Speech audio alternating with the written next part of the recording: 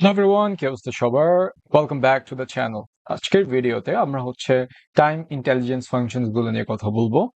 And time intelligence function basically আমরা use করে থাকি টাইম রিলেটেড কোনো ক্যালকুলেশন ক্রিয়েট করার জন্য। সো আমরা আমাদের ফার্স্ট টাইম ইন্টেলিজেন্স ফাংশন নিয়ে ডিল করব, which will be আমাদের ডেট অ্যাড ফাংশন। সো আমরা ডেট অ্যাড ফাংশন মূলত তখনই ইউজ করি যখনই আমরা কোনো একটা পার্টিকুলার ডেট পয়েন্ট থেকে সামনে বা পিছে যেতে চাই, অ্যান্ড সাপোজ আমরা কোনো ধরনের কম্প্যারিজন করতে চাচ্ছি, সেই ক্ষেত্রে আমরা ডেট অ্যাড ফাংশনটা ইউজ করতে পারি। সো আমরা এক্সাম্পল দিয়ে আর একটু ব্রডলি আন্ডারস্ট্যান্ড করার ট্রাই করব।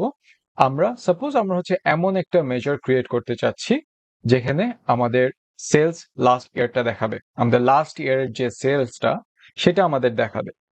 সো মেজার্সটা ক্রিয়েট করার আগে আমি একটা জিনিস মেনশন করতে চাই, সেটা হলো আমরা সব সময় ট্রাই করব যে আমাদের মেজারগুলো, আমাদের টাইম রিলেটেড মেজারগুলোকে আলাদা একটা গ্রুপে সেট করতে। অ্যান্ড সেই ক্ষেত্রে আমি এই টাইম মেজার্স গ্রুপ আলাদা সেট করছি যেখানে আমাদের টাইম ইন্টেলিজেন্স রিলেটেড মেজার্স গুলো থাকবে।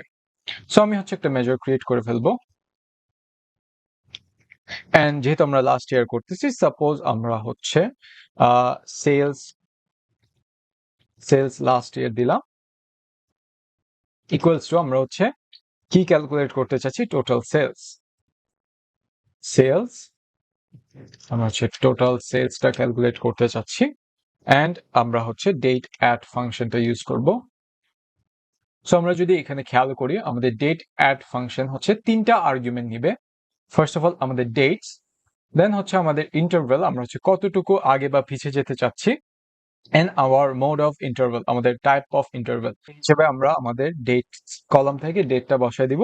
দেন আমাদের নাম্বার অফ ইন্টারভেলস, যেহেতু আমরা এক ইয়ার পিছিয়ে যেতে চাচ্ছি লাস্ট ইয়ারে, সেই ক্ষেত্রে আমরা -1 দিব, সেটা +1, -1, +2, -2 যে কোনো একটা নাম্বার হতে পারে। দেন আমাদের ইন্টারভেল, এন্ড আমরা যদি খেয়াল করি এখানে আমাদের ইন্টারভেল হিসেবে চারটা ডে ফাংশন দিচ্ছে, একটা চারটা ডে অপশন দিচ্ছে।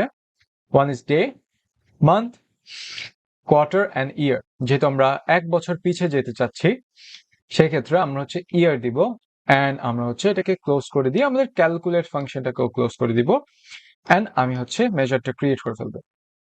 ওকে, সো মেজারটা ক্রিয়েট করে ফেলার পরে আমরা সাপোজ আমাদের সেলসটা আনলাম, আমরা এখানে আমাদের সেলসটা নিয়ে আসি, টোটাল সেলস,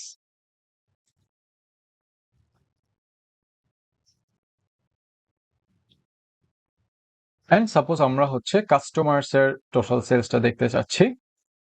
আমরা এখানে কাস্টমার নেম ইন্ডেক্সটাও নিয়ে আনলাম, এন্ড আমরা এটাকে টেবিলে রেখে, আচ্ছা না, কাস্টমার নেমস না দিয়ে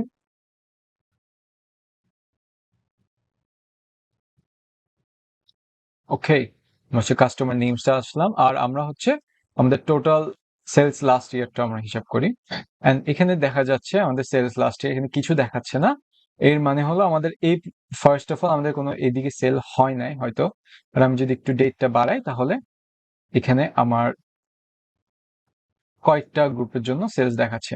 সো আমরা খুবই ইজিলি দেখতে পারতেছি যে আমার এই কন্ট্যাক্টসের জন্য আর এই কাস্টমার নেমস এর জন্য আমার টোটাল সেলস ছিল এত, আর আমাদের লাস্ট ইয়ারের যতটুকু সেলস ছিল সেগুলো এখানে শো করতেছে।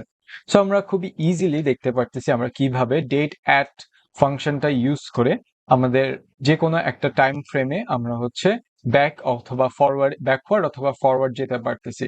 অ্যান্ড আমরা যে কোনো পজিটিভ অথবা নেগেটিভ ইউজ করে সেটা ব্যাকওয়ার্ড, ফরওয়ার্ড, অ্যান্ড আমাদের যে ডেট ফরম্যাট সেটা ইয়ার, মান্থ, ডে অথবা কোয়ার্টার হিসেবে আমরা দিতে পারি।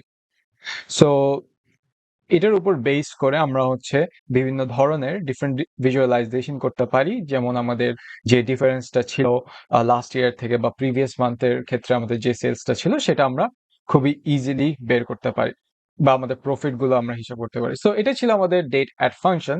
আমরা টাইমটাকে জাস্ট একটু এডিট মডিফাই করতে পারি আমাদের ডেট অ্যাড ফাংশনটা দিয়ে। সো আশা করি ভিডিওটি হেল্পফুল ছিল। If you enjoy the content, then do give us a like on this video. Don't forget to share it with your friends. And আজকের জন্য এইটুকুই, আশা করি সবাই ভালো থাকবেন। Thank you.